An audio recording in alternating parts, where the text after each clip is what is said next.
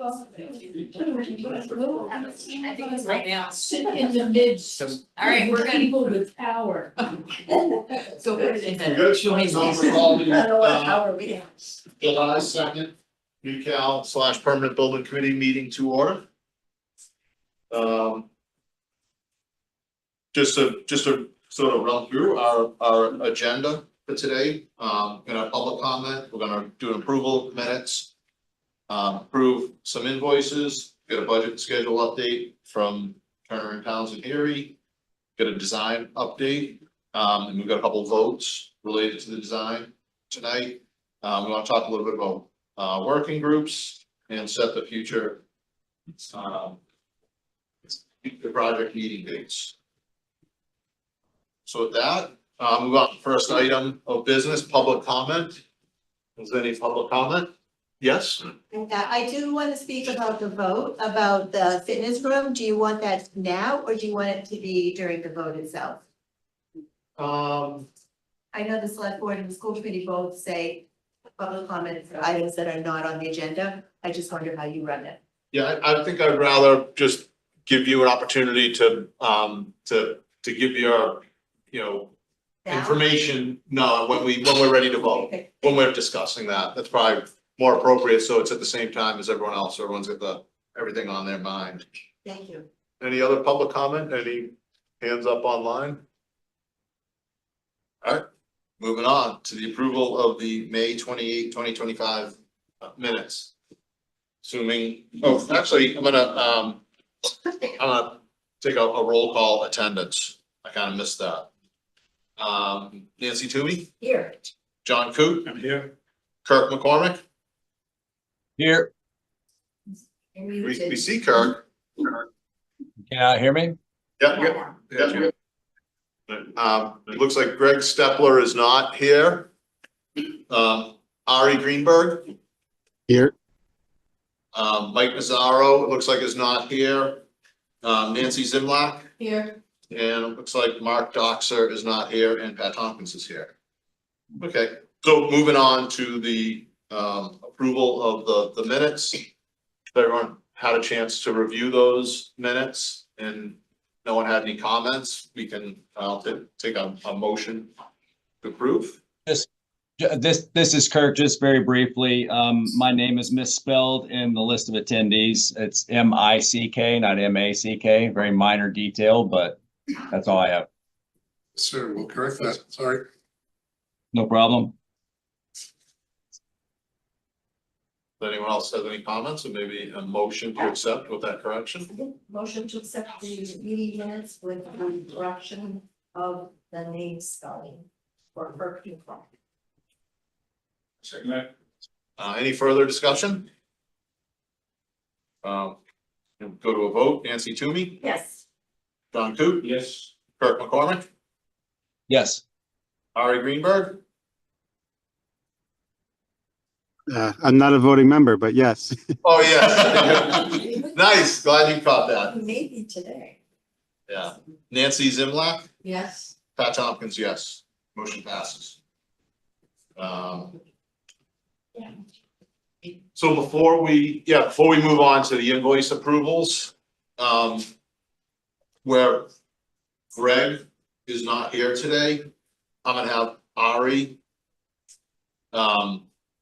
Ari fill in his voting spot per the bylaws, and we'll be voting on invoice approvals and a couple of design elements. And if these things stretch out over multiple meetings, Ari will remain the voting member as the bylaws allow. So we'll move on to invoice approvals. Mark, if you wanna walk us through. Absolutely. Jennifer, you wouldn't mind pulling those up?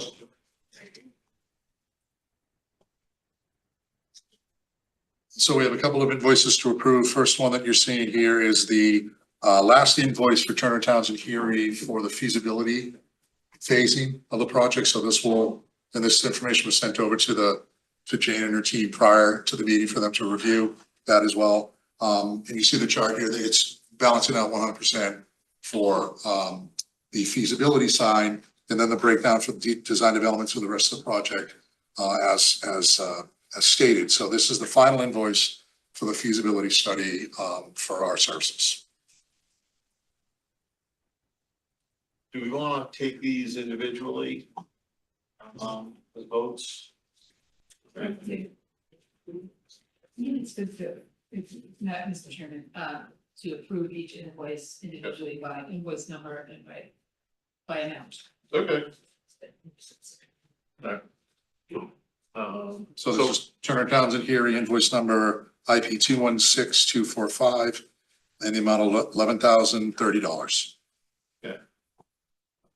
I'll accept a motion to approve that invoice. Sure, motion to approve, IP, Turner Townsend Fury, IP 216245 for $11,030. Any second? Yes. Any questions or any discussion? So, do a roll call vote. Nancy Toomey? Yes.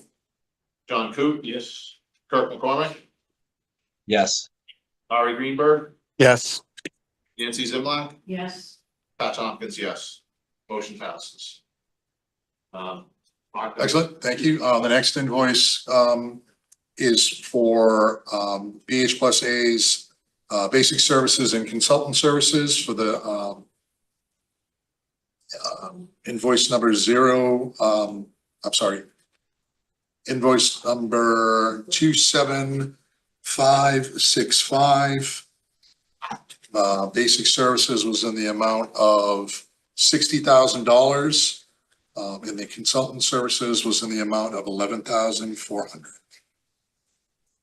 Is that one invoice or is Yeah, that? but I need to be honest. It's- Did it on your part? Do you want to double check before we make? Ari, mute. I'm sorry, I didn't catch you, Mark. Is that two separate invoices? It's an invoice for basic services for BH plus A and for their consultants. Okay. One in the amount of $60,000, the other in the amount of $11,400. Did they come out in one person? No, they're two separate invoices. Yeah, sorry, two separate invoices, Yeah, okay. but submitted as, Oh, okay. right, the cover letter has both of them on it. Oh, that's two separate invoices. Yeah, it is two separate. Okay.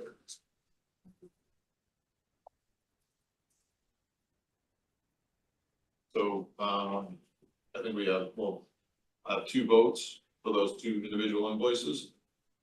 We can, set the motion to approve. Move to approve the two invoices. You want it one at a time? I want to see the one. Yeah, let's see one of you. Actually, you know what, I'm noticing that the basic services invoice is not in here. It's in your cover letter. It's in the cover letter, but usually we attach the invoice, but it is in the cover letter. And we voted as one. You want to approve it based on the cover letter and then just pending the invoice is submitted to the town Okay. for the 60,000. I think it may have that previously. So the total amount is 71,400 for the letter. So. Correct.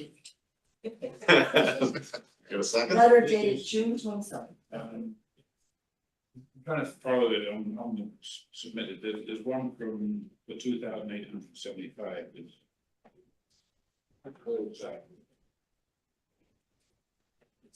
Control point. Yeah, that was for the survey, the consultants are the ones that we weren't. That are used if and when they're needed, so it's control point and it's the soil boring. And two control points. Are we voting on that? Yeah. Yeah, they're done.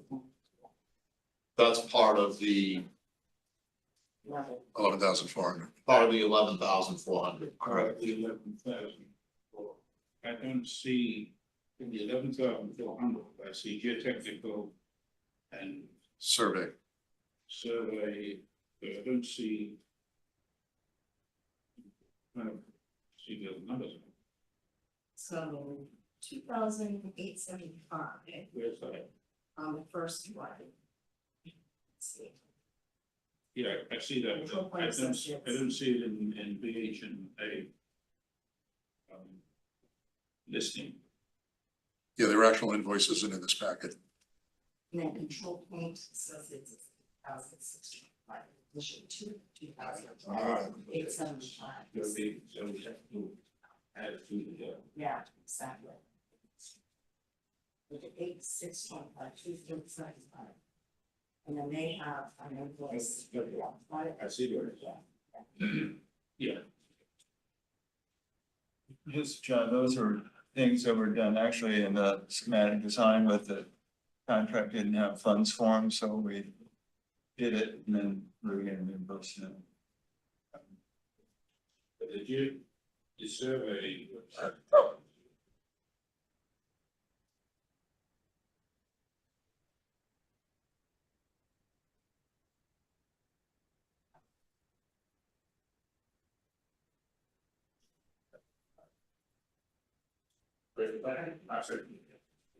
Any further discussion, questions, comments? Roll call vote, Nancy Toomey, Yes. John Coop, Yes. Kirk McCormick, Yes. Ari Greenberg, Yes. Nancy Zimlack, Yes. Chad Tompkins, yes. Motion passes. Mark, I'll turn it over to you for the budget and schedule update. Yes, thank you. So the last meeting, we showed you the revised budget for the project. And what's gonna happen now is based on the invoices coming in, we're gonna start populating the budget. If you go down a little bit more, they're highlighted for the phases that were just approved. And then the amounts will be carried and tallied at the end, so I think in page 2 right here, that's the invoice number for PH plus A's basic services. Cut off a little bit on the right there, but that's the invoice numbers right after that as well. And then if you continue to scroll down to item 300-700 is the geotechnical and street survey acceptance plan that we just did with the invoice numbers off to the right as well. And when you get all the way to the bottom, it'll start populating where we are, totals to the balance, and then how much percentage we're complete. So as the project goes on, we go through this, we will populate this every week. We'll update you and let you know if there's any changes or deviations from this, but that's, pretty straightforward. If you get all the way to the end, Jenna just gets the last page with the invoicing on the bottom.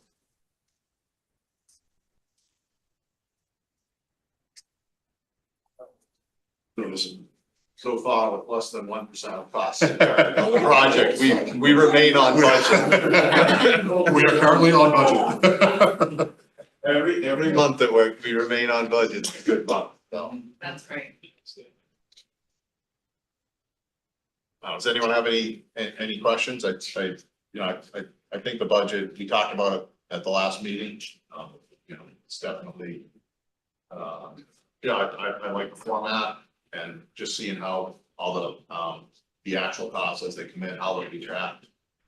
Should be, it's very transparent, very informative. I'm good with it. I don't know if anyone has any questions for Mark. Not, Very good. We can move on to Right the on. schedule. Jenna, if you mind.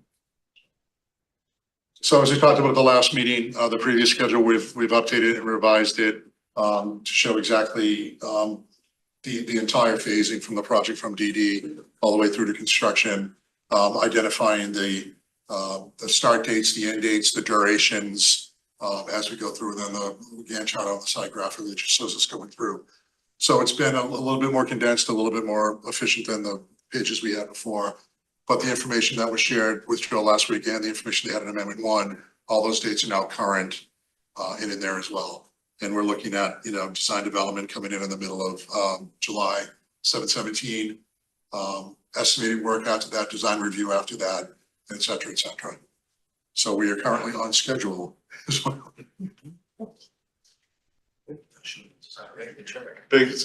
The big thing I think to highlight there is that the design development set is scheduled to be complete in just a couple of weeks. July 17th.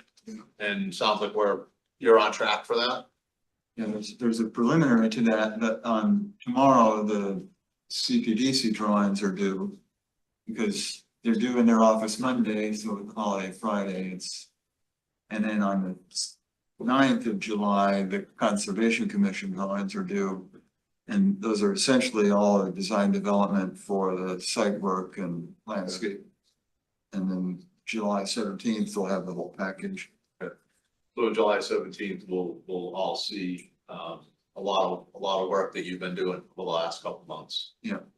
Yeah, great, but everyone should just table that to the extent you wanna, carve out time in your day, plan to review. Take a look at the drawings and give feedback, that's kind of a milestone. Yes, did you have a question? Yeah, I have a question. So, in the schedule of the Conservation Commission initial meeting, those have all been scheduled already? That's happened, yeah. Okay, so this, So now we're doing the formal submission. yeah, so the 23rd for conservation. And then the, probably the 13th and 27th, CPDC. Okay. So you have had meetings with Conservation Bureau. Anything we should know about in terms of problems? Nothing other than what we reported before. What I did, talk to Jan about is that we have that trail that was part of the approval process, was to put the trail in. Yeah. And what's the burden on the project is only to put the stone dust portion of the trail that's on the buffer zone in. And the Conservation Commission was then gonna put the portion of the trail in that went through the wetlands that had to go onto a boardwalk. So if you draw it, it looks like a bunch of hyphens. You have a stone dust and a blank, a stone dust Yeah.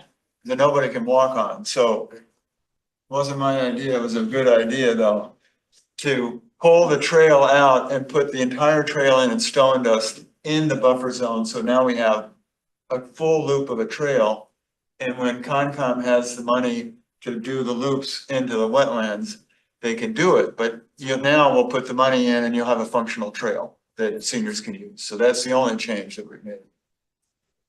It's good. And it's a good change. That's pretty change. Anyone else have anything else on schedule? Yeah, I have a question.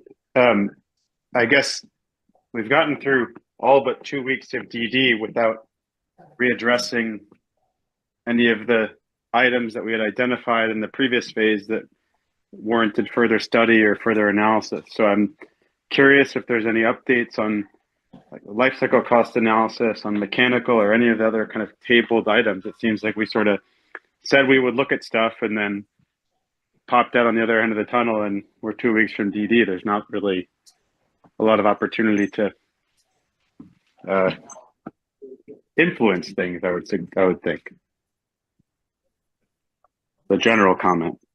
Yeah, you can give us an update Yeah. on the energy model? Well, a couple of updates. The energy model's in progress and it'll be done for the 17th. And the energy model has to be based on something. So I have a basis of design written up and I brought copies if we can email it out tonight or tomorrow morning and get distributed. And we did it based on a VRF 2-pipe air source system with an add alternate for a geothermal well system. And in lieu of the air8 you would use a water source through the ground. It's an add alternate because you need 600 foot deep wells for the building and another 4 for the gym. So it'd be a total of 10 600-foot wells to do a ground source heat pump system, which we can do, and we'll get a price on it. And then I think we'll have the energy model, we'll have the price, and we can decide if that's the right. I don't know how else to do it because we won't have all the data together before that. The ground source wasn't one of the options in the previous that we had in the comparison before. I don't know that we decided on the comparisons, but we're trying to do all electric and we're trying to do it with the VRF system. And so we thought that it'd be good to get the ground source. Which other system would you like Well, evaluated? we had established that ground source is probably not a great fit for this project, given the size and given the likely cost, and that really what we were looking to do was to evaluate alternatives to VRF, particularly because facilities is not hugely in favor of the VRF system. So I guess we're not going to get that answer if you're looking at water source VRF versus air source VRF. They're both VRF. That's correct. I mean, honestly, I don't think there's a viable alternative that's affordable, but I also think facilities had said they're opposed to it based on the Dakin system that they have installed in the library. So we don't use Dakin. Dakin's not on the approved list. And I think if you call other communities, they have pretty good success with this VRF system in senior centers because it allows simultaneous heating and cooling in any room in the building at any time, at any day of the year.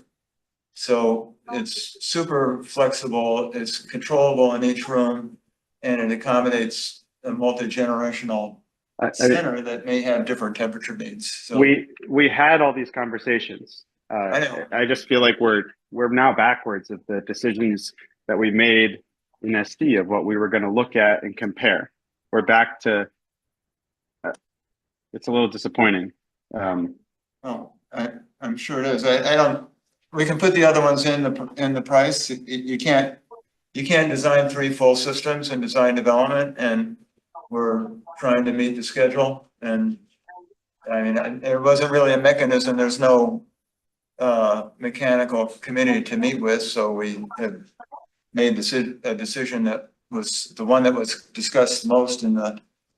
If you want us to price out the other options, happy to do it. The energy model can be done for the other ones. Well, can we, Jane? Oh, no, we have a member of facilities on the call and I didn't know if he wanted to speak, so shoot, Jenna was just indicating that he's on the call. Oh, Kevin, do you have any feedback on the systems in the building? We do have the VRF system at the Reading Public Library, and as Joel said, it's a Dakin system, and we've had a lot of issues. I do believe, though, that at one point we kind of landed on VRF, but just with the understanding that we did not prefer a Dakin. And I think at one point, did we not talk about air to water? Yeah, that was my understanding. That Yes, the alternate was 4-pipe air to water, hydronic.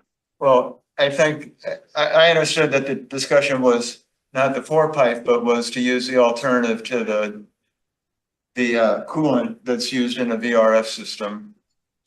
They have a new system doesn't use the same antifreeze and coolant. I mean, I think if we can, I would like to see the price options on the air to air versus the air to water. I don't know what you think, Ari. The SD narratives had BODs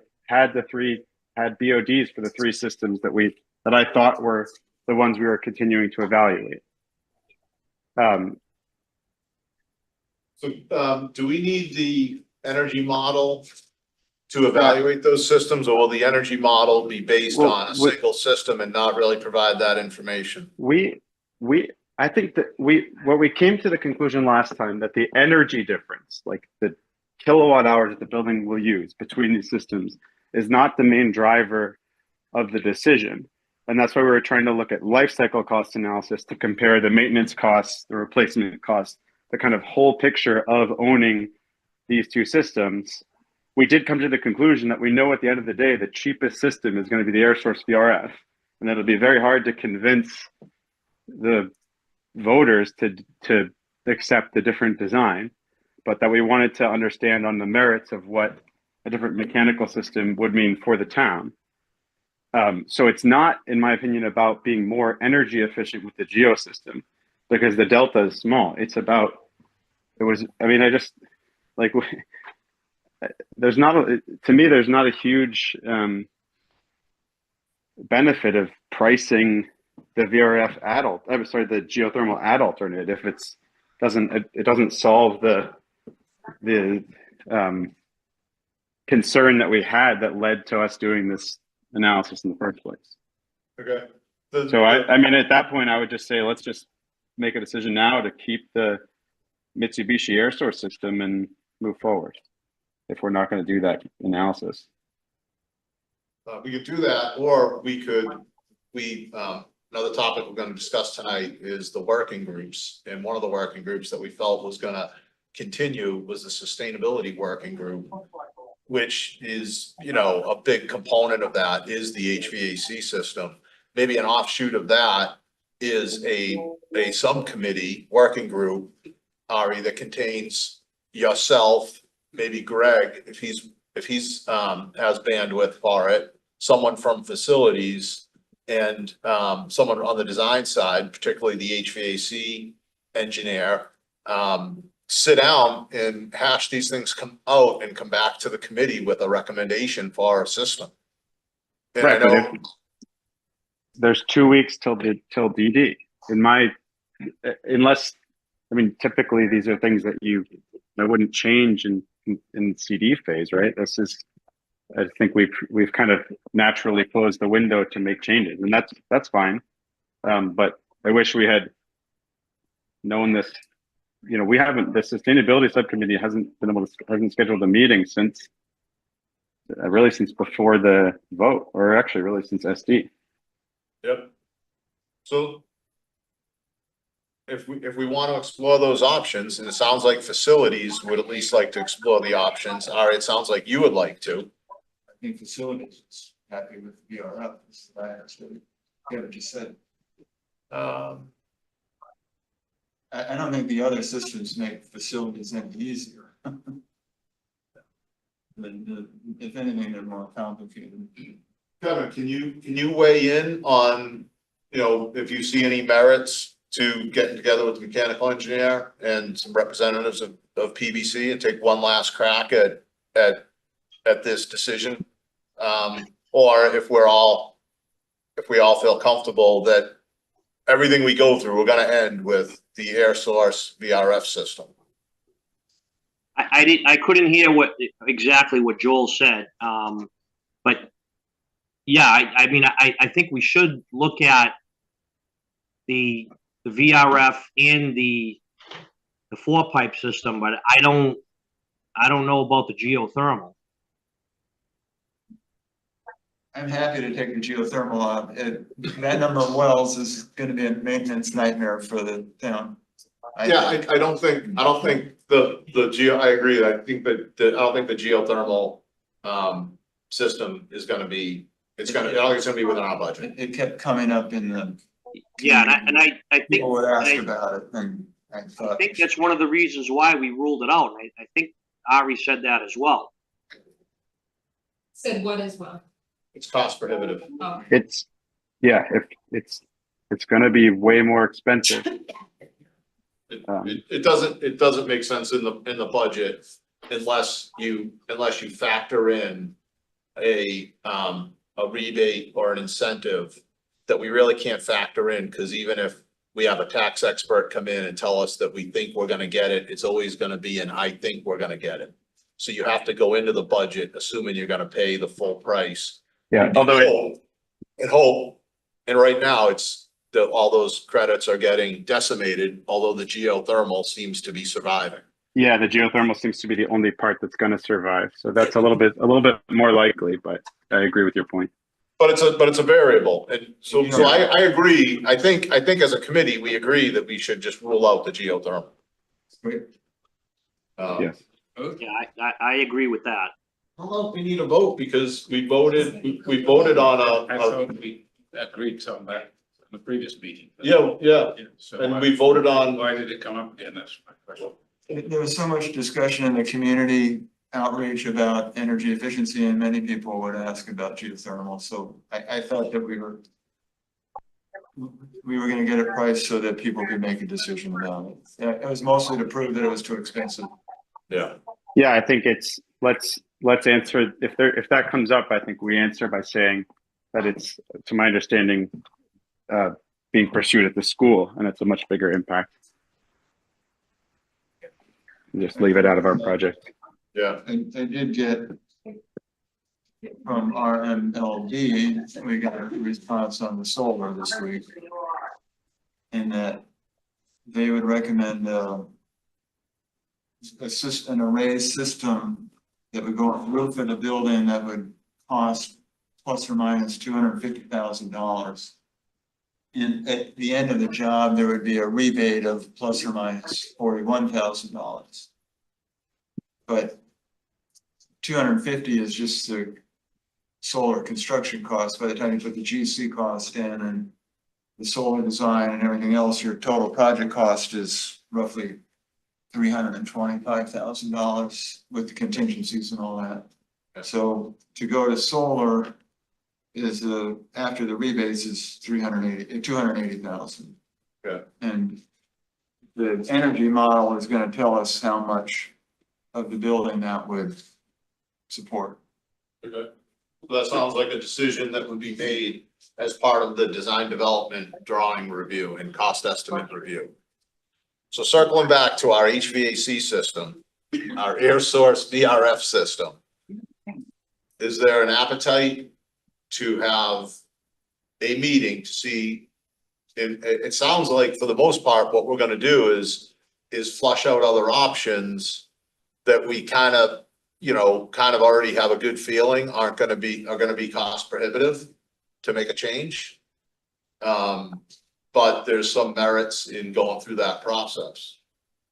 I'm asking Kevin, Ari, and Joel their thoughts on the merits of doing that, or if we're committed at this point to just sticking with the air source VRF system.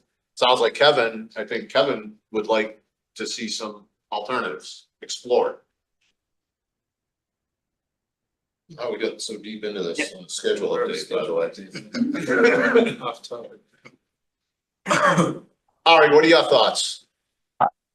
In a perfect world, I would have liked to see the 4-pipe option, because that was the alternative that we identified in the last phase. So yeah, that's my perspective, but it's not the hill I'm gonna die on, because you're right, it's gonna be more expensive. So if we're looking to build the cheapest building, it's not gonna be the answer, but I would venture to guess that if you look at the building in a 30-year life cycle, it's a better option. Good. So we should see it. Okay, can we see that option in the design development cost estimate set? Did you say no, Ari? Sorry? Did you just say no? No, I didn't. I didn't Okay. say anything. That was someone else. Joel, can we add that? So, okay. So we'll go back to schedule. It's just the topic we're on. I thought you'd moved on to design updates, is what you asked. Unless there's any questions, that was it for the schedule. We're moving on to design updates. Yeah.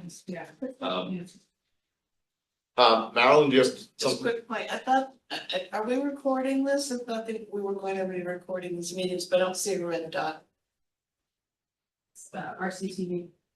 But there's usually a red dot. Are they doing it? They're here. But are they recording it? Yeah, they're here. They're broadcasting. Yeah. All right, so the last one we couldn't find anywhere. Okay, that's fine. So I Okay. don't care. Support of the video. And tonight, we are from Patty Williams families. Thank you, Joe. All right, so moving on to the design updates. We have a couple of topics we want to discuss and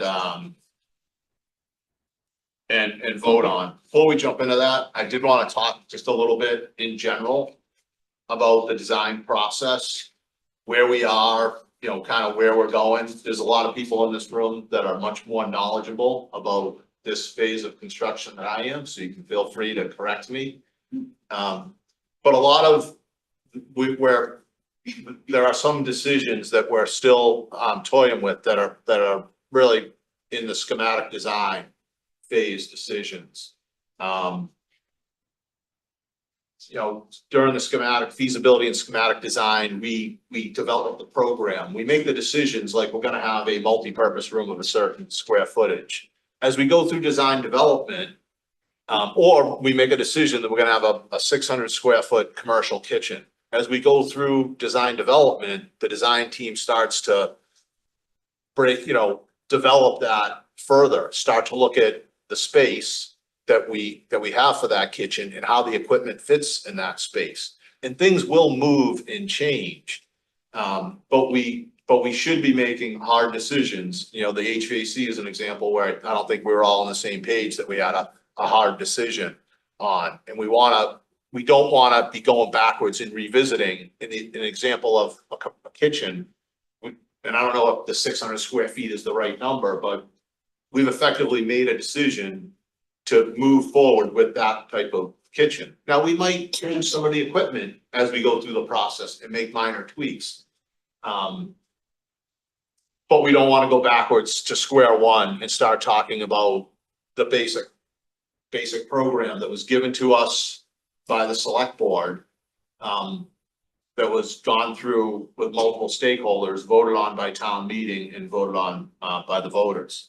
All the stakeholders through the process will have the opportunity to weigh in on design and weigh in on things that we're doing.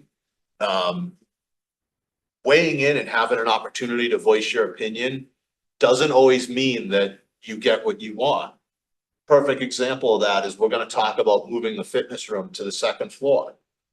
I'm in favor of doing that because our designers have said we can do it and it seems like a reasonable cost to me. John, last time I checked with John, was not in favor of this because he's not in favor of putting that fitness room on the second floor. We both will have the opportunity to influence the design and discuss it, but one of us will not get what we want. And that's the reality of what we're doing. The other thing we've got to remember is we want to keep moving forward. We're on a pretty aggressive design timeframe. Our consultants are moving fast. We want to keep up with them. And we don't want to go backwards and we don't want to jeopardize the timeframe to get out for bid. Right now is a generally favorable bidding climate. No one knows what the future will hold. But one thing, the past has taught us is that prices generally continue to go up. They don't often come down. So if we make decisions that might have very nominal cost impacts, but we delay getting out to bid by 3 months, we could cost ourselves $500,000. I mean, who knows? We could be in a weird situation where those 2 months, actually save us money. It's highly doubtful. Generally speaking, if the past is any indication of the future, prices don't go down, they go up, especially in the climate now. So we just want to make sure that everyone understands where we are with that. I know Nancy sent over a spreadsheet with a bunch of things that she feels are unresolved. I talked to Nancy and I told her that Mark and I would go through that. And I know some of these things have been discussed. And I think some people think that they've been discussed and closed. Some people think they've been discussed but not closed. So we're going to try and go through those. And prior to the next meeting, we'll sort of have some feedback. Maybe they end up in 3 buckets, like yes, no, and maybe. Just working off the top of my head, one of them had to do with making sure the building was designed so that it could support a 3rd floor in the future. I'll trust our professionals on that, but my gut is that's a bridge too far. To put in, now the foundation might be able to support 2 stories or 3 stories, but designing a wood frame 2-story building such that you could put a 3rd floor on in the future would be extremely cost prohibitive to do. So that's probably a no. Another item on that was verifying that hallways can support wheelchairs going 2 ways. That's like an obvious yes to me. At a minimum, whoever is asking that question should get the feedback that yes, that's the case everywhere, or it's not, except it's these specific areas, we can't accommodate it, and that's why, and it can be a point of discussion. Everything else is fuzzy. Those 2 are easy. Everything else is a little bit gray. But we'll go through that and try to make sure everyone's clear on what is still out there and what is closed. And I would encourage everyone, once we vet, we're going to vote on 2 things right now or shortly. And once we make a decision, we want to keep going. When faced with a tough decision, the best thing you can do is the right thing. the worst thing you can do is nothing, so we don't wanna revisit, we wanna keep moving forward. So that's my spiel on design, and we have two things, the first, item that we wanted to discuss. Sure, go ahead, Nancy. I just have a couple of questions on, the design and the design development and how we're going through this. So, I am making an assumption that design development is using the data that was collected during the design review process. Is that a true statement or not?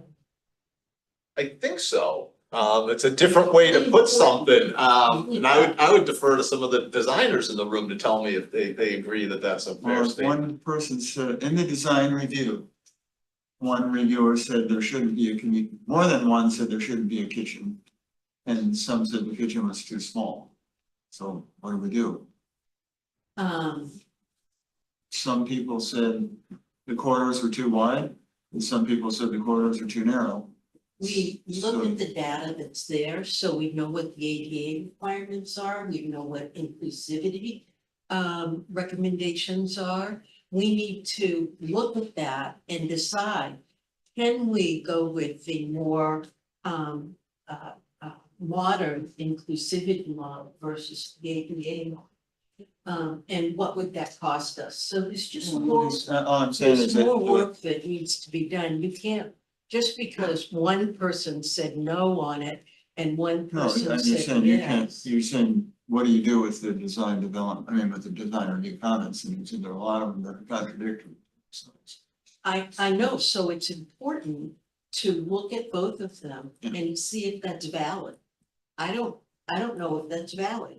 When someone says that we don't need the kitchen, I don't know if that's a valid comment or not. Well, we have the If kitchen. someone says we need the kitchen and we need it to be X number of square feet, I'm assuming we're getting the kitchen consultant in to do the data on that. It's very important. The work group spent a lot of time looking at the data that was collected during the schematic design as well as the design review process.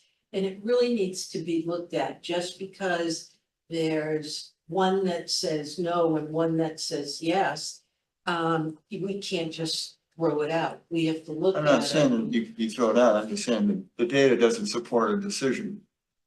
You have to make a decision as a group. Well, the data No, isn't. let's not argue about the data. Someone has to make a decision. If you want the corridors So that's- are all made, I don't. the corridors are all wide enough for two wheelchairs to get by each other.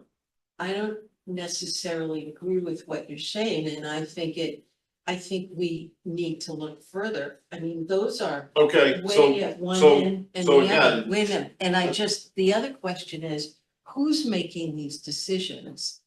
I don't understand. This committee is ultimately So charged all- with making All these of decisions. what was put forward during the design review process will go before this committee. So everything that was factored into the design review process formulated in the schematic design, the design that we have right now, that the budget was voted on by this committee and voted on by town meeting and voted on by the town-wide vote. So that's and it's very largely in similar, it's what was given to us by the select board. So the select board came to us, gave to us a program, if you will. There was with our charge to administer this project through. There were multiple stakeholder groups, there was multiple points of feedback that went into the design, that modified the design. But again, During what process? during the schematic design process. And I had multiple comments. And- Joel took and- some of them, What was on the schematic design process is what we evaluated in the risk assessment. So I'm assuming that we're using the information from the risk assessment to make those decisions and pulling in the data, we can use another word if we want, whether it's needed or not.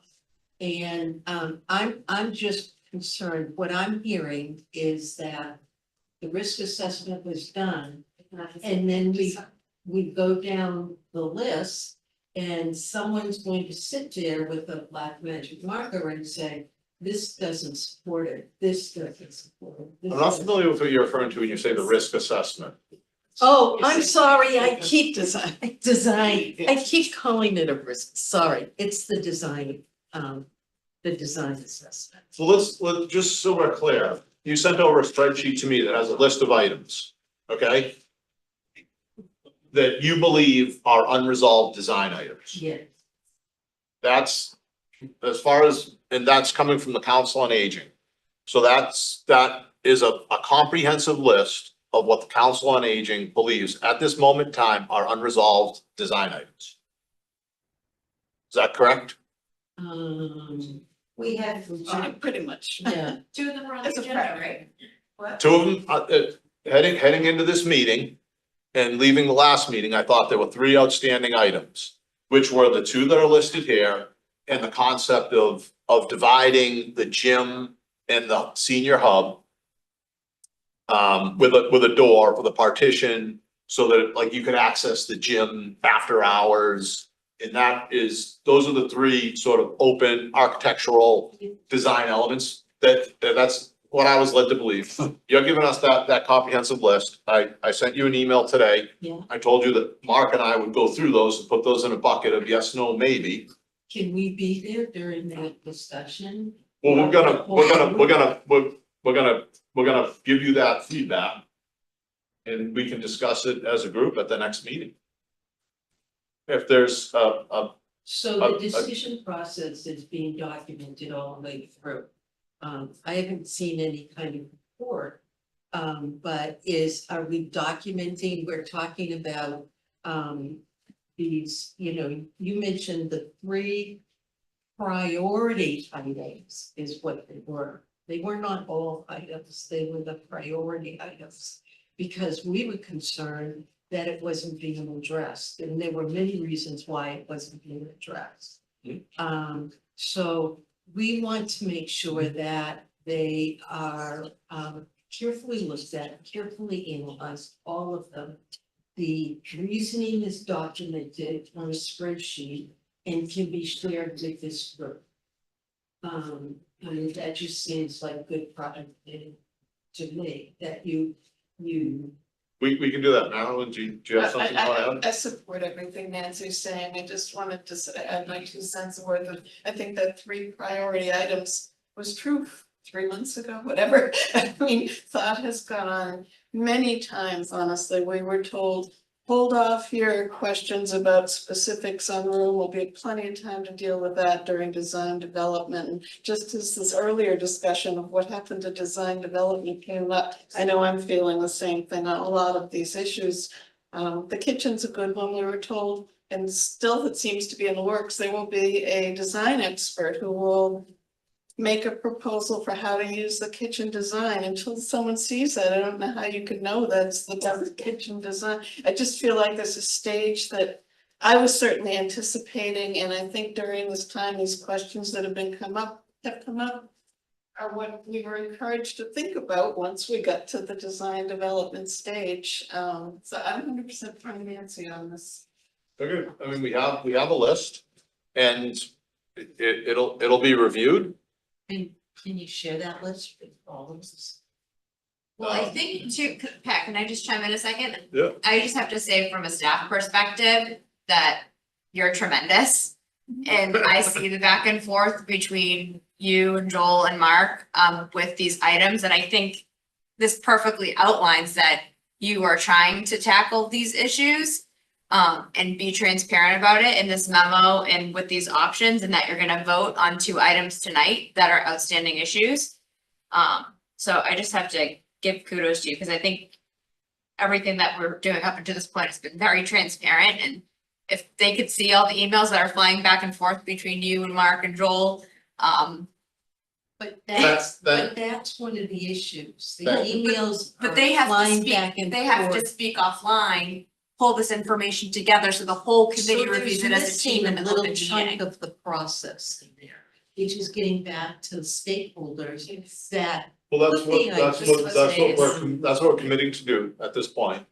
And we value the input. Everybody, Joel, one of Joel's points is like he gets different, there are multiple stakeholders.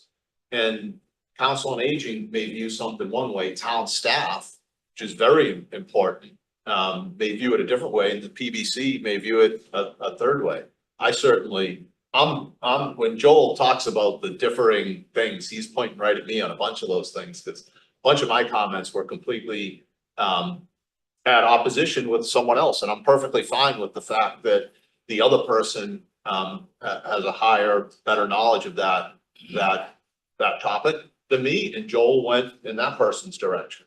I'm not questioning anybody's commitment to this process in making the decisions. I am not questioning that. What I'm questioning is to make it transparent so that we have everything in writing, we have a spreadsheet, we know what all the issues that came up out of the review are. And then we will address them one by one. Will it mean that there's comments amongst the staff? Of course there will, but you can't forget the other people that are in the process. So, and I didn't mean to say it like that either, but I understand that there will be comments, but it needs to be transparent. So there really needs to be, I mean, what I will be looking for at the end of this design development is I will be looking at the risk, I don't know what it is. I think I dealt with risk assessments way back in my other job, and I just keep putting it in front. I will be looking at the design assessment review, and if I don't see it there, and if I don't see a reason there, I am going to bring that up again as an issue. That's fine, as long as we all agree that when we're gonna vote on two things tonight. And whether they pass, whether the vote is to go forward with them or not, unless something very, something seismic happens related to these, we're not gonna keep talking about them. Cause we need to move forward. If the answer is that we're not gonna do these and someone doesn't agree with that, or the answer is we're gonna do both of them and someone doesn't agree with that, we're gonna do what the committee votes on. And if we have to take that spreadsheet and put it to a vote next month, I have no problem with that. I don't think you can put a whole spreadsheet to No, a I think vote. a spreadsheet would be great. I have no problem with that. It's just hard to either. vote on an entire spreadsheet, Well. because there's so many no, items on they it, can all- but I have no everything problem. can Be there. I have no problem And we putting can that take a entire, look at it and review it, and maybe over, of course, this committee only meets once a month. There were a lot of comments on that review sheet. So maybe we need a couple more meetings, maybe we need a work group for this. I just want to make sure that all of those issues or ideas or recommendations that were brought up are addressed, are documented, and I know you guys will do a good job. That's not even a concern, but I do think in terms of transparency to our audience out there, the people that voted for us, the people that voted for this project, they deserve that kind of scrutiny, and they deserve the kind of written documentation. That's all. I have no problem with that, and I think that the spreadsheet, I did not get a chance to go through every item. I went through every item, I did not get to go through, most of them had like the response and the explanation of what the opposing commentary was. But I have no problem, I mean, I thought it was very well developed. I didn't get into it to the point where when there's a discussion about a particular door, I'm looking at the drawings and So- seeing, So what are you referring to? Is this, you aren't referring to the, refer to the spreadsheet you sent me 2 days ago. okay, but there's no other project spreadsheet except for Brian's, initial spreadsheet Yeah. where he did some initial comments on what seems appropriate or not appropriate. There was it's part of the spreadsheet you sent me had about 100 comments on it that I made. That I sent to Brian that got incorporated in that spreadsheet.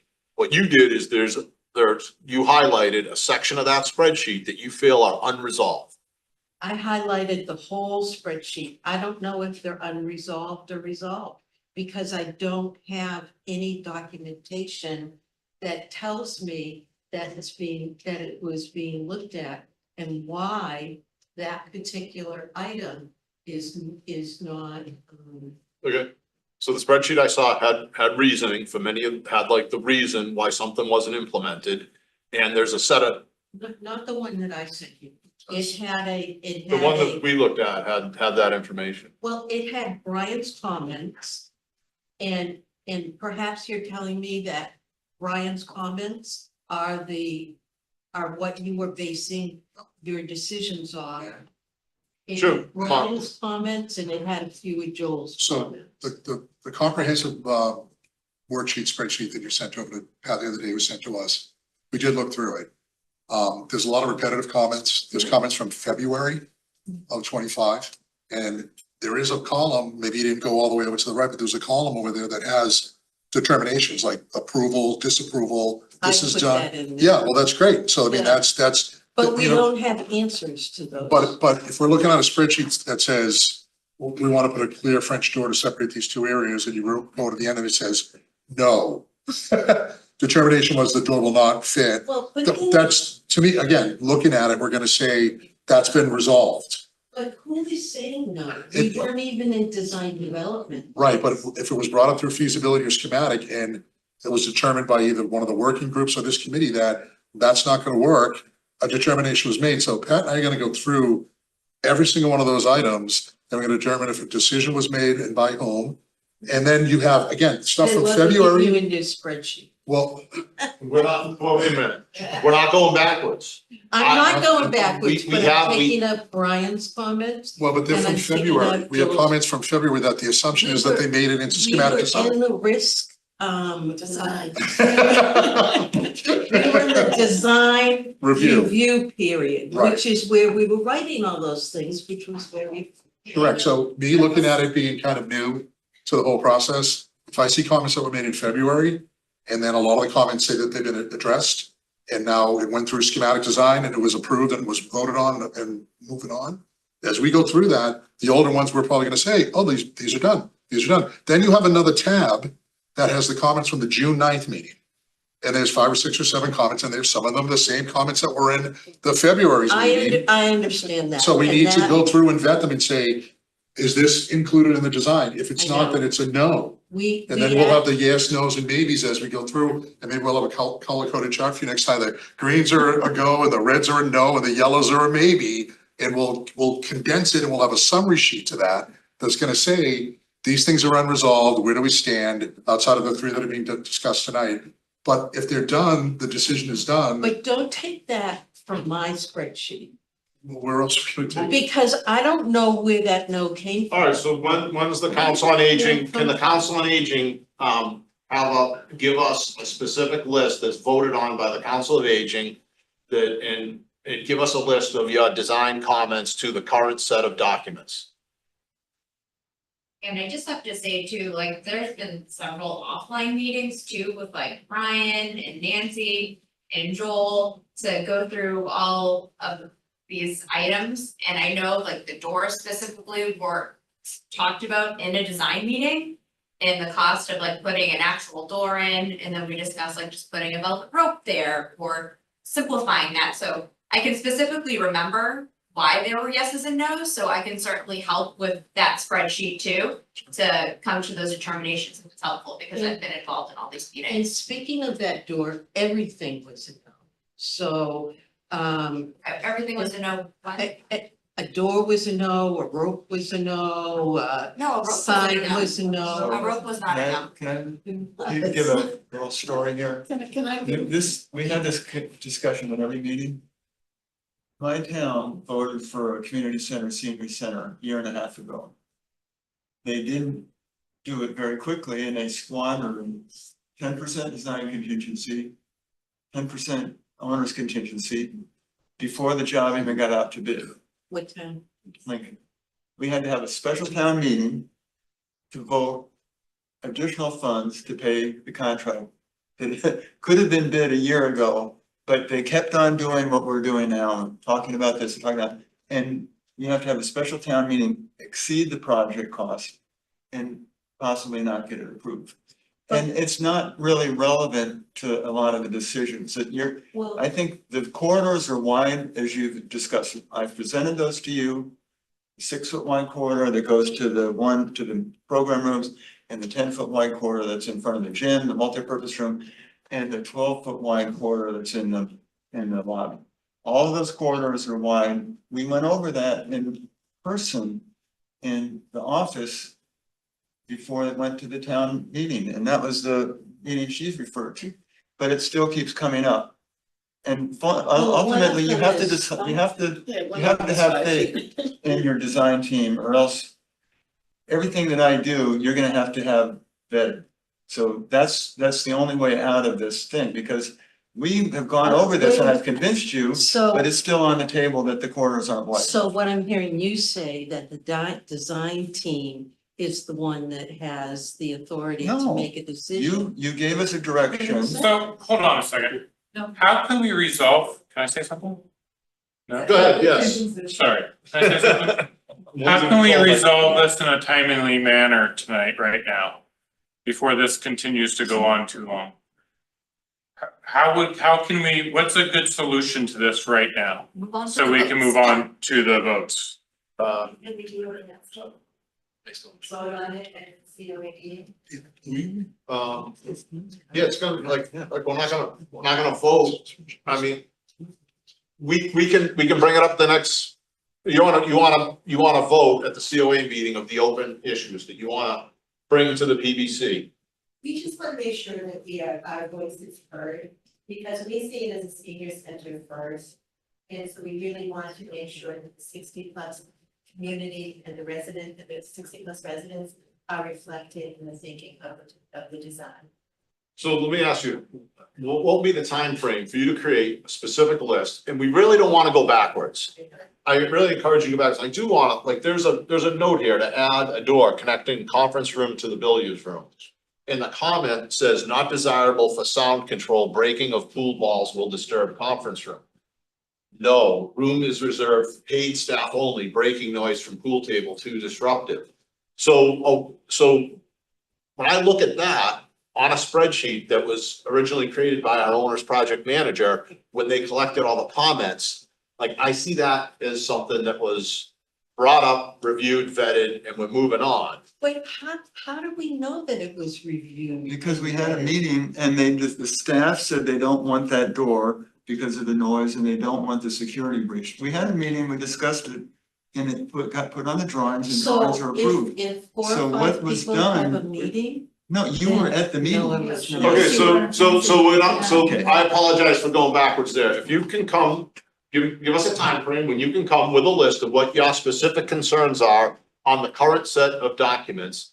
We will go through and we'll commit to, at a minimum, get back to you with like the yes, no, maybe. Like this is off the table. This is, yes, actually, this is incorporated in the design. One of the comments here is a coffee station, and the answer is, yeah, it's just not labeled. So some of these might be very simple yeses, probably a gray area.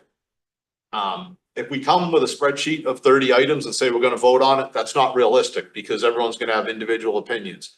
Hopefully, in a month's time, if we can do that and look at these items and look at the history, please focus on items that have a history and not, so we can, they've already been vetted.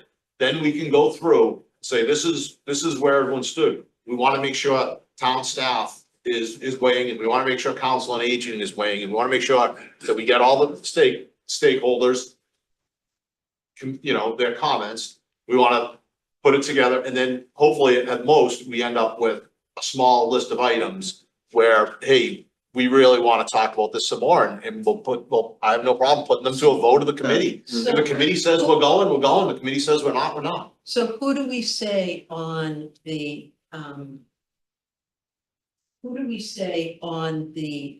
spreadsheet that gave the approval? In that case, with the, door.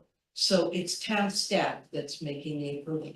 We just want our stakeholders. Well, let's focus for a minute on trying to get the best project we can. And getting your comments, let's forget about like documenting this for any specific resident. I think we've been fully transparent through the process here. There's enormous amounts of documentation online to back up where we went from the last 10 years. I've only been in it for about a year, but where the town has got and what we're building, there's an enormous amount of information for anyone out there that wants to say, hey, why'd you do this? It's all there.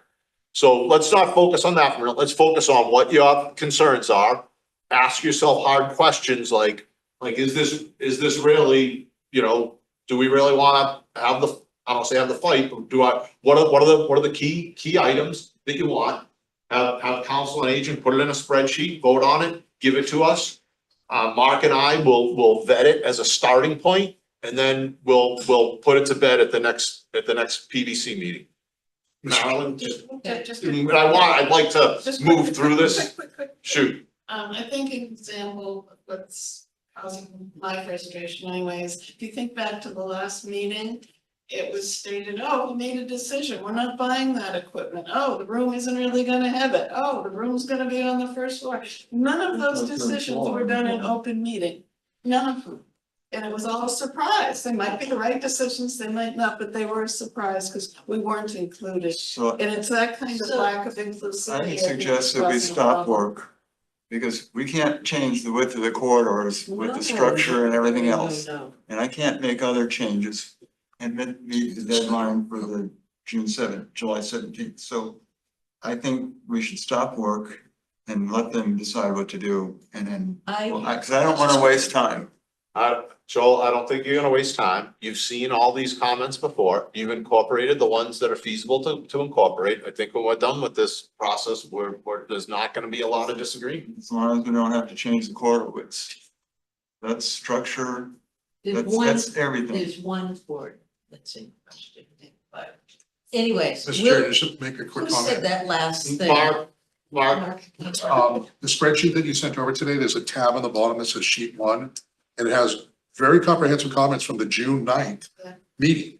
So I don't know if that's your starting point, No. you know, but they had pretty comprehensive questions that were being asked. Some of them were already covered, but there was about 15 to 20 questions that were very specific. So we're gonna go through the rest of the comments, but when I saw that, I'm like, oh, this isn't February, this is June. And we can look at those and vet those very quickly and come back and say to you, this looks acceptable, this doesn't, have a discussion on it, Right. move forward. And So that's that might be your starting That's point. what Marilyn said Okay. About 10 minutes ago, that some of those comments were done early on during the risk assessment phase. Design. Design. I think we should rename it to risk.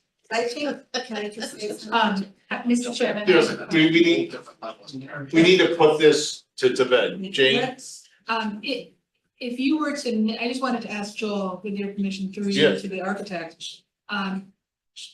What would be the consequence of missing permitting starting in your process that you started in July with CBDC and conservation? I think it's important for the committee to hear sort of consequences of not continuing. That would be the case. The site plan review and conservation commission, as long as the outside of the building doesn't change, they're not gonna change, but the inside of the building has structural engineers, has foundations, has HVAC, lighting, all the things that go into those rooms And if we move the corridor wall a foot over, the wall has to change. It's not, let's move the wall over, it's Understood, 15 drawings, it all could change. understood. Understood. So we will do what, I can't remember now who suggested it. But we will pull that spreadsheet back out because it really wasn't finished. The first worksheet was finished. The second one, the June 9th one, were kind of add-ons and they needed to be put in, but we just didn't have time for that. So we will pull that back. We will look at it and then you all can meet and make a decision. And I just want to make sure that on that spreadsheet, there is someone that's signing off on that and someone that's documenting the reasons why. Yeah, I mean, That's all. that's fine, and Joel, we're not gonna stop, we're gonna keep designing, that's gonna be part of the decision-making process, is if we're gonna move a wall, then the implication is more than moving a wall, it's going backwards, pushing the bid out 3 months, and your fees are gonna go up, because you have to redraw things, but we're not gonna stop drawing. Now, if we can move on to, back to the agenda, we have 2 items to vote on. First, Joel, why don't you give us just a quick update on the design? And then we can, and then, The biggest update, and it's a process update. As part of the design developments, you have to put interior finishes and materials into the building to get it estimated. There's 2 ways to review it with the client. I can either do it in advance and get you all excited about what it's gonna look like, and then find out that the cost estimate is over and we have to make changes, and then make everybody disappointed. Or we can do the cost estimate based on the design, present that to you and say, this is the interior design, and we know it's fully supported by the budget that's been established for the project. So I prefer the latter because I think it doesn't bait and switch the group. I agree, I think that's the best way to go. We have an interior designer that's working full, it's beautiful, but I'd rather, after the 17th of July, present it to you, because then I think we have a more valid presentation. Good. And that's what we're proposing. So, 2 open-ended design items that we want to talk about. The first one is moving the fitness room to the 2nd floor. I know, did you want to talk about? Well, sure, Yeah. but I wonder what the committee has to say first, because you want me to go first? Yeah, you were anxious to talk about it. So Karen Janowski, I'm on the Council on Aging, I'm also a town meeting member, 30 Azalea Circle. One of the things, I just want to make sure about the vocabulary as well. When we say fitness room, we're actually talking the weight room with equipment, correct? Yes? Yes. Yes. Yes. Okay, I just want to make sure that we're all in agreement about the vocabulary, how we're referring to this. And when we think about a welcoming environment, having the fitness room on the 1st floor is one of the first rooms that you walk into. From a senior center, from a senior perspective, 60+, that is not as welcoming to see a fitness room as one of the first rooms. If you look at the Pleasantries newsletter that just came out yesterday, and you look at all of the physical activities that are part of the current senior center, Pleasant Street Center activities, there's things like chair volleyball and chair yoga and line dancing and things like that. And those are very well attended, they're out throughout the week. And that would occur in that first room, in one of those first 2 rooms right there. So I think from a welcoming perspective, thinking about it for the scene from a 60+ point of view, and yes, we want people using the equipment, but that would be something that would be better fit on the 2nd floor instead of having the fitness room be one of the first things that you see. And, because we really want it to be a welcoming environment for the 60+ community. And I know John and Nancy disagree, but I do think that it's something that we really want to consider. So I agree. And the other thing too, you said about no kitchen. I don't think there's any senior centers that have been designed without a kitchen. Just to clarify the kitchen, Joel, correct me when I'm wrong, we have, I don't know what the square footage is, a commercial kitchen in the budget, in the schematic plans. 600 square. Was that 600 square foot commercial kitchen? It was. Yeah, I just want to make sure I don't even, Yeah, that. those, a lot of those examples I was using weren't necessarily specific. So anyway, does anyone else have any comments on the moving the fitness room to the second floor? In the fitness room, just a little nomenclature, exercise room, fitness room. This is the room that, as you pointed out, has fitness equipment in it, has weights. I don't think that's true. I mean, the exercise room is shown on that plan there is exercise, Zumba and yoga. Right. That's not on the compatible first with floor. having fixed equipment. That is a different room. That's a different room. That is a different room. I learned that this afternoon. Right. Yeah, this is the group exercise room versus the fitness Okay, workout so- space. What are you proposing to have on the first floor and what are you proposing to have on the second floor? Chris, you want to? So the first Jenna's floor. probably the best person to The first answer floor that. currently, so this is what we'd like it to be perhaps.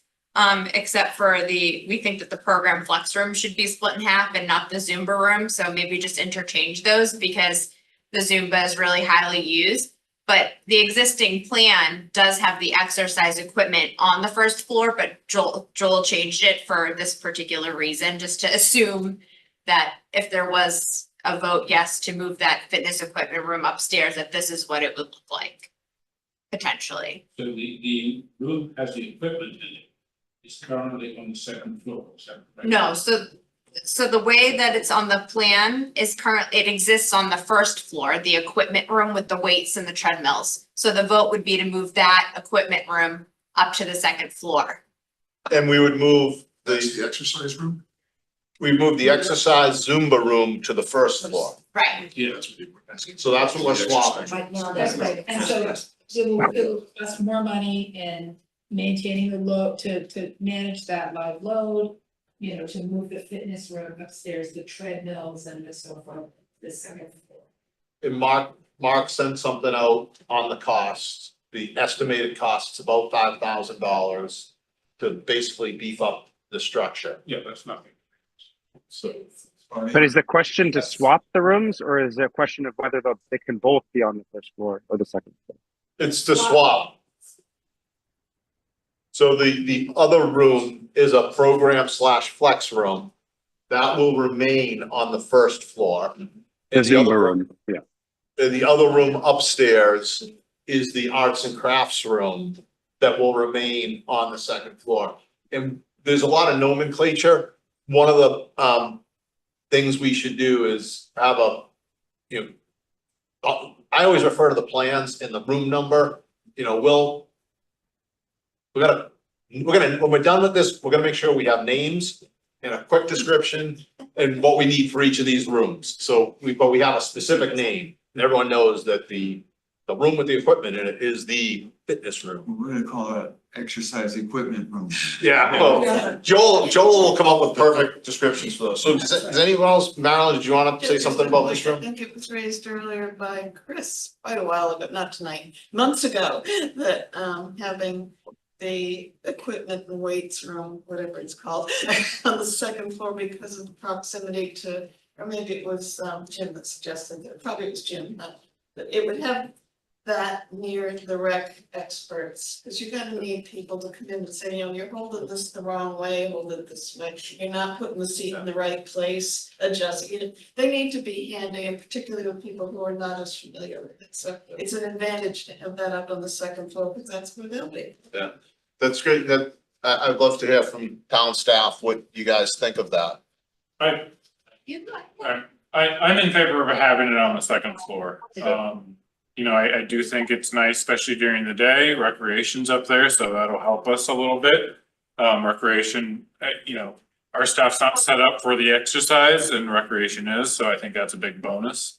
And they can also help supervise it. So while we're downstairs running programs, you know, if recreation's upstairs, you know, there's a whole crew that's around. And they're not gonna be supervising all the time, but they're around that can help. And I like the idea is, you know, the first thing you see coming in, you know, it'd be nice to see a full yoga class or a Zumba class or a program rather than a weight room. Jenna, anything to add, Jenna? Yeah, I think the main reason too, that I heard in the beginning was the fitness equipment room or the exercise equipment room being on the first floor. It is a community asset, so any member of the community can go into that that's over 18 and go and use the equipment. So you could have 20-year-olds, 30-year-olds, 40-year-olds just coming in throughout the day to use the equipment. So I know that lower level, the 60+ community indicated that maybe they would like that to be the senior hub. So we thought that it would be more appropriate to have that equipment room on the second floor to also provide that for them. And also there is a pretty good marriage with the walking track being right there for exercise and the equipment room being there. You do a little circuit. So that was my perspective. Okay.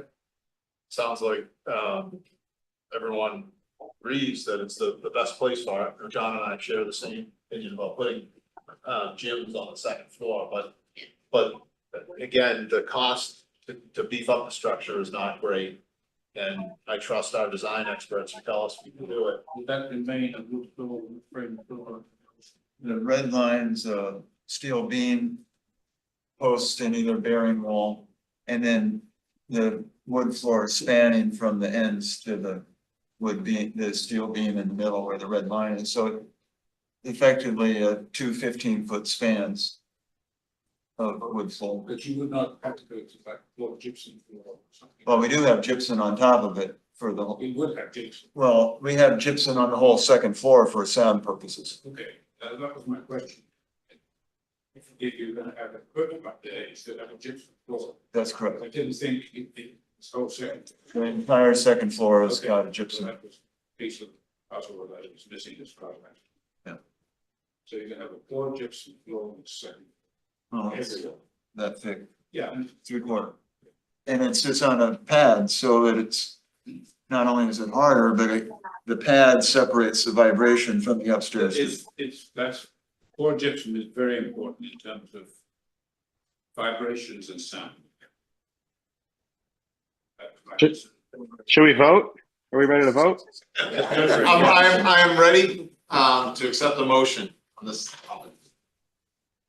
Move to move the exercise equipment room to the second floor and leave and swap it with the exercise Zumba and yoga room.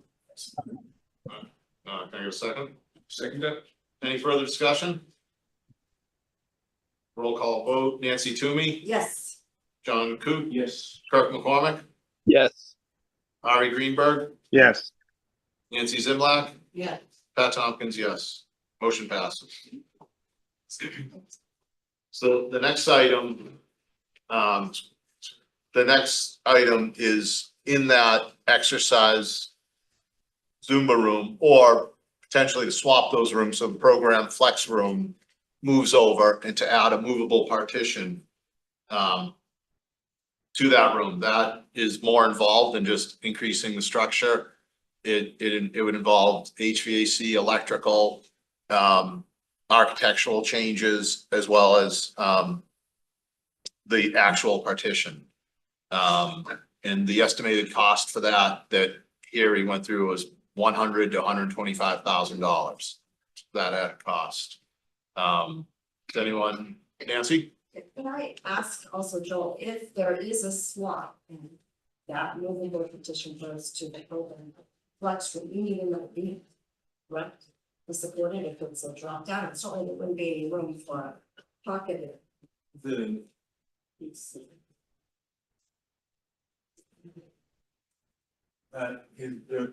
estimate is for a ceiling drop down door. Right. That's So you could put it here, but the problem is that you don't have any access to the That's right. So you have to move the flex room to here to make that work. And it's such a small cost that the engineer's already putting the post in. He said, why don't I just put another beam in there and then stiffen up the whole second floor so that in the future you can do whatever you want. Joe, could you put the pocket in the dividing wall between the program flex, you put in there? You could. So That would avoid you changing the corridor and all those rooms which kept, and it would seem to me that the little bump out in both rooms is not of any great consequence. Yeah. That would be my suggestion. could do it. Because then it doesn't affect the other part of the design at all.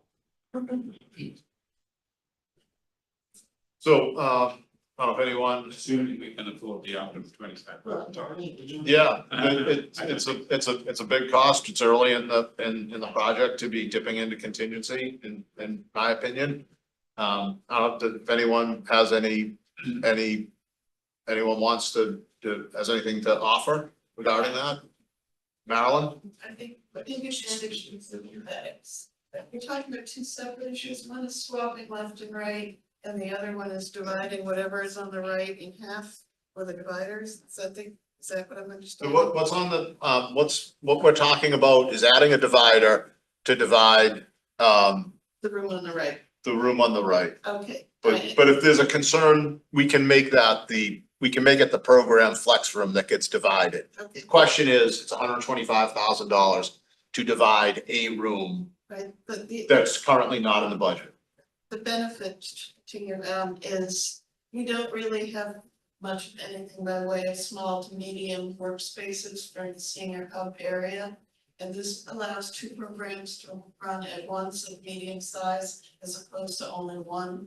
I personally think that's a big benefit. To walk into a room this big and take it up with 8 people who want to knit together is not a very efficient use of space. But to know I can divide it and also have the book club going on over there or whatever it might be a bereavement group, it might be anything, but small 500 square foot rooms, I think are a good asset. In our early designs, everything included, X many big rooms, X many medium rooms, that kind of got lost along the way, and this would restore it. Okay, all right. Jen and Chris, do you have any thoughts on this? Yeah, I mean, I definitely see the perspective with the smaller room. I think that for the bereavement groups and the smaller meeting groups, you could also use the game room. That's a great option. It seems like it's gonna be a very cozy, inviting area. And I think another solution would be to just get a partition that's on wheels that we can actually essentially do that with any single room. And we could divide any room we want at any given time with like the divider that, just pulls in. Because I don't see the practicality of having two 500 square foot rooms. I don't know when those would get used simultaneously, which I think is the purpose of a room divider, Yep. but. I concur with Jen's comments. And I also have heard a lot of people about storage. And this solution really affects storage and also the staff bathroom. And so I think that is going to be a consideration. Storage is always at a premium. We're going to have to do a great job to maximize the storage we have, and I don't think taking it away for the purpose of storing the pop stories efficacious will make use of. Okay, thank you. Joel said it's perfectly possible to put a pocket between the two rooms. That would not affect the storage. But if that is a possible thing to do, why would we not do it? Are you saying put the divider right here in the middle? I mean, apart from the question of the divider. Where it's talking. It impacts your. Impacts the other rooms, storage room and stuff. It impacts where you're doing your group assessments. But those, the ability to, it just creates a void. Storage space. Is that correct? Is it phone out or? Yes. If you have a pocket door, inevitably you need to put it somewhere. Wherever it goes is in a space somewhere that is gonna have an impact on the program. Karen had her hand up. Thank you. My concern would be, where are we going to have the small spaces for the bereavement room, for shy counseling, things like that? That's what I want to make sure that we have those spaces identified. I'm not sure the game room is the best place for a bereavement group, but Chris, you can speak more to that about what you think. Yeah, the Shine program too, the second floor isn't on here, but the nurses space, that was supposed to be a flex space for the Shine programs and the one-on-one appointments, because they have a separate room for their office and then a separate room for their kitchen. Okay, so we just want to make sure that that's clearly delineated, that that space is available. Yeah. That's, I know that's one of the COA's concerns. Part-time, so. I think just as long as there's those small spaces for those small groups, those intimate confidential groups. Okay. Yeah, Chris, do you want to do this? Did you, Chris, suggest? Actually, I don't. This is a very hard decision, and now that I see this, it's a little tricky, so. Not a big fan of this partition being in the hallway, and I don't really like that, now that I see this plan. Which, I wanna be able to see down that hallway to the lounge. Like we've talked about before, when people come in. So now that I see this plan, having a random partition bump out in the hallway and losing the storage in the bathroom. I'm kind of against it now. Now that I see this plan. John suggests we move that. So this floor stays wide and that partition, that would be here. Another way to do it is just get the drop down out of the ceiling. That's the best way. Yeah, we can't lose the room in the Zumba room.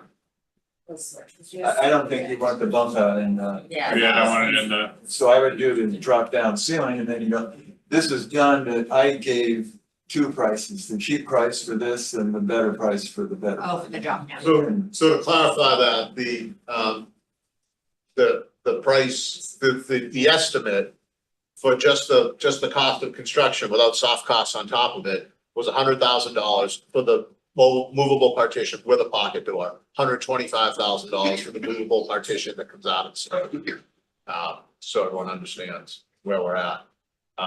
Personally, I feel like like moving the fitness, the exercise equipment room to the second floor, I feel like there was a lot of, there was a stronger push. With this, I feel like there's a little bit of conflict. It's not as strong, and I struggle with pulling $100,000 to $125,000 out of contingency at this stage of the project. And I'm not, to be transparent, I'm not in support of it at this time. Chris? Sorry, I don't know this, and I just want to ask, like, if we don't put this in now, is that something that could potentially down the road be added at easily? No, okay. I don't want to go backwards. Yeah. It changes the whole heating and cooling system because you need two separate zones for the two sides of the building. That was just for my knowledge. I didn't know, and I just wanted to. I think we're ready to, maybe on Maryland or something to say, but I think we're pretty close to being ready to vote. Yeah, I just don't understand, I'm not saying, I just don't Yeah. understand why we're talking about a partition out in the hallway. The partition folds up. Yeah. And it needs a place to go. So if the partition divided this room, it would have a pocket where everything folds up. So it's not the partition that's in the hallway. It would be a bump out in the. It's the bump out in the hallway. You could bring that bump out into the room and take up space in the room. It's, it's a 3x3 or 4x4. It's like a 4x4 closet that it's 4x4, it's 16 square foot of real estate that you just lose. We got it down. Okay. Gallery. Unless anyone else has any thoughts they want to share on this? Kirk or Ari? Yeah, this is Kirk. I just wanted to say, without belaboring the point, I agree with you, Pat, 100%. I don't see a compelling reason for it, and the cost is too much for us to be dipping into construction contingency at this point, so I'm against it. Could we, do we have a plan of the second floor that we could show here? Jenna, can you pull up a plan? The second floor? You'll take a minute. It's not in that it's not in that package, though. No, but we have all. Yeah. It'll take a minute. I think I got one right here I can give you. I can't read it. You're not gonna be able to read it. I can give it. That's the second floor, I think. Yeah, it's just those rooms. No, that's not what I'm doing. No, that's, right. May not be the most updated version, so. Bear with me. Yeah, it's in Henry for the printer.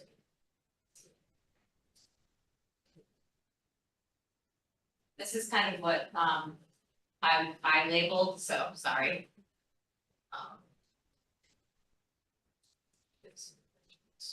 And then just to verify, the exercise equipment room is upstairs in this one. So that was just voted on, so that's accurate, and it is 900 square feet, not 1,000, because of the seating area outside, so this is an accurate depiction of the second floor. What I'm talking about? I have a conference room, which is in the corner of the building, bottom right-hand corner. Which is not in public accessible area, no, it's in the staff area. I'm thinking maybe if that were moved so that it was moved northward on the page, so that it would be accessible from both the staff area and the public area. And that could double as a small room for bereavement. I know you have caregivers, room, stuff like that. Maybe the conference room is in the wrong location. It should be such that it could have a multi-purpose use, which is used by both the staff and the public. Okay. And that could be go some way towards giving the space for us. Joel, do you want to give a little commentary on that? We did have Quickly? access to that room for the public and it was changed to not have access. I know, but I'm questioning that. No, I know, it's in theory, if the decision's made though, when who. The what's the staff change? did want their own private conference room too, that no one else would be able to access, so we can put certain things in there. Problem was is that if you brought that through, the professional office got reduced in size and that was the thought was this is professional office for the COA and the rec department. Veterans. I just think the conference room is just for the staff, it cannot be used by the public. It's just a waste of space, it's just not. That's a matter of Yeah, flexibility. I politely disagree with that, and I know that we had conversations about this. So, thank you, Jenna. We're gonna stop the conversation about the conference room, because we're talking, that's a good point, John, that maybe we can do that, but. That was to address the fact that Understood. small rooms are at a premium in this building. Yep, no, I understand. I'm ready to accept a motion and on one direction or another. To, I move to not do a petition on the first floor due to the cost and really due to the cost. Seconded.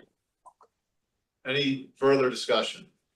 Yeah, I'm sorry, I'm driving. This is Kirk. The motion that Nancy put before the board is to disapprove the idea of putting the partition in. Is that correct?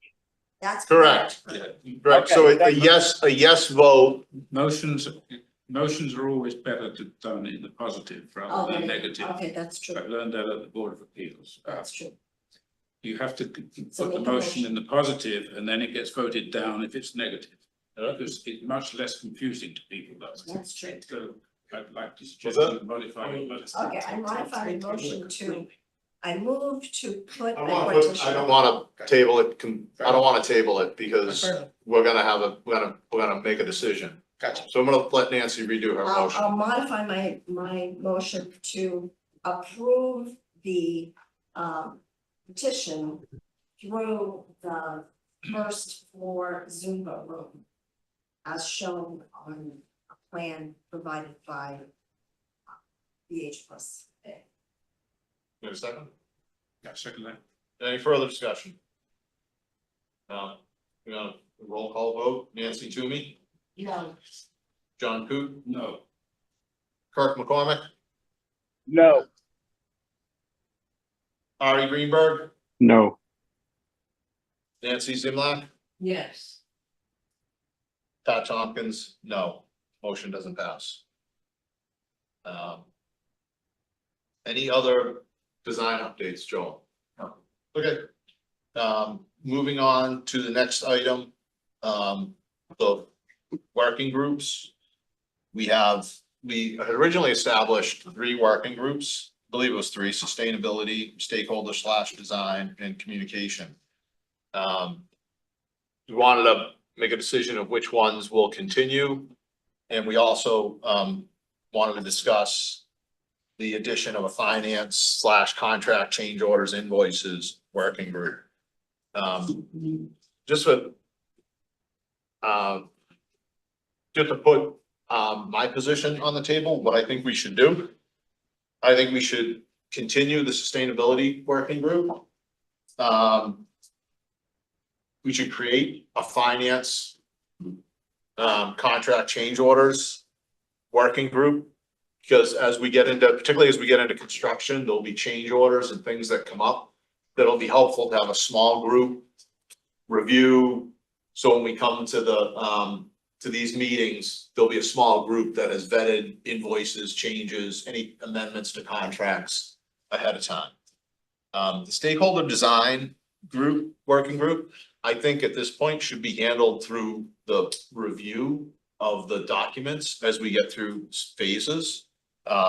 We have some items to clean up from before, but I think we should effectively sunset that committee, if you will. And then the communications working group, I think can be handled.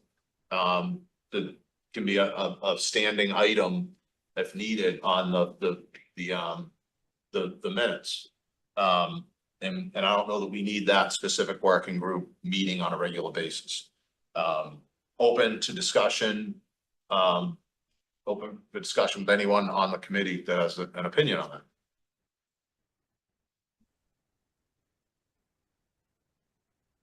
But Nancy, do you have something? No, I'm agreeing with everything you just said. I think it makes a lot of sense going forward. And, we're almost at that point. The only thing I would say from a design standpoint is once we have the interiors and we see what that is, there may be some discussion. That's the only thing I can see coming forward. But that doesn't happen until June. Yes. We could reconvene group for that as well as, if needed, as well as FF&E. Correct. FF&E is gonna be huge. Gonna need a group for that, so. I'm thinking of what Nancy, business. It's submitted earlier, which you talked about, this spreadsheet. That was all to do with design. Why was that not put to the design group rather than to? Isn't that the purpose of the design group, to sort out these things before it comes to the main meeting? Why did you choose not to do that? Question. Is there everything coming up start until February? So I'm not certain, Nancy, you can correct me if I'm wrong, but I'm not certain the design group was in full force back then. I don't know. I can't, but I mean, a small design because group part has the of it- flexibility of scheduling meetings as necessary. this Um, was deserved. And that means that any design issues that somebody wants to raise can be discussed quickly, as opposed to wait for the next month, which slows the process down. I think, So I would say that we should not abandon the design group, that's what I'm saying. It probably does have a function, or potentially have a function. I think everything that's on that list was discussed by that committee. It's a difference of opinion of the members of that committee, whether those items were closed or repealed.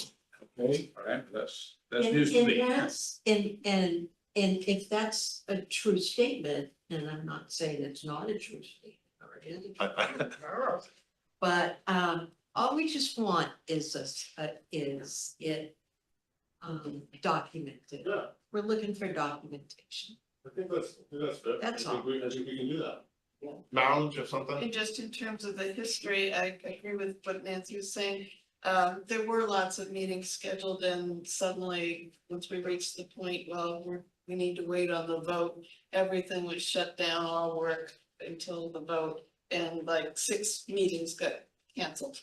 And nothing was scheduled after because everything was, let's wait to see if we're even gonna have the money. And that's where things stopped. And there was an understanding, misunderstanding or whatever, but among many of us, there was an understanding that design development was where many of these things would be further discussed. And so there wasn't a concern, at least on my part, that, yeah, we'll get to it, but we haven't yet, but we will. Yeah, there's definitely, I'll just let it lie. Hearing no more discussion about my proposal on the working groups, it's not something on the agenda for a vote, nor do I think it needs a vote.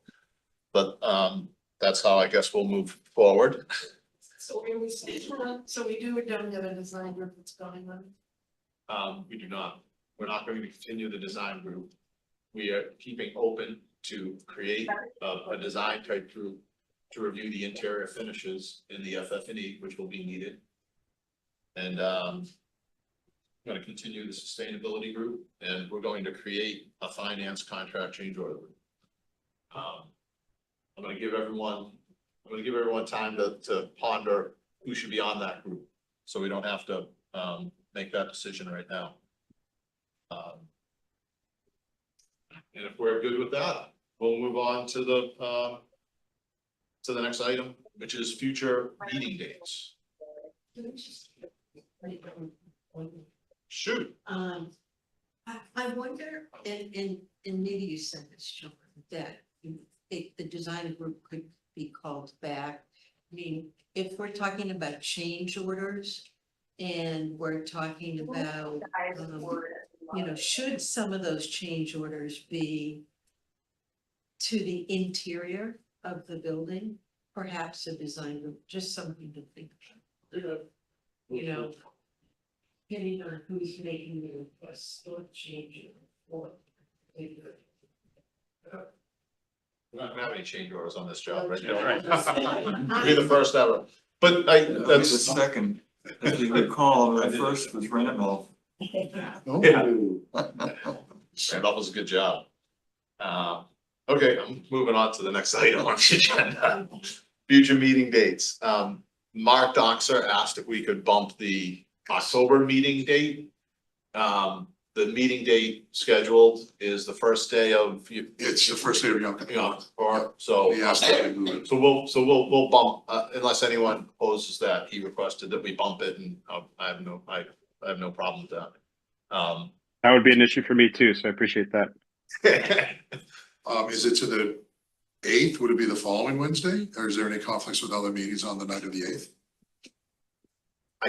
I don't know about other meetings at this point. Not specifically in this It's room. not town meeting. Yeah. I mean, I think, well, let's plan on bumping it to the 8th, and that'll be our schedule if something comes up. That's October, yeah. So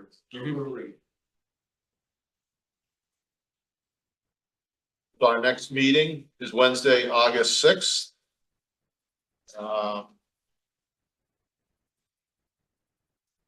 I'll accept the motion to adjourn. Motion to adjourn. Second. Any further discussion? Nancy Toomey, Yes. John Cook. Yes.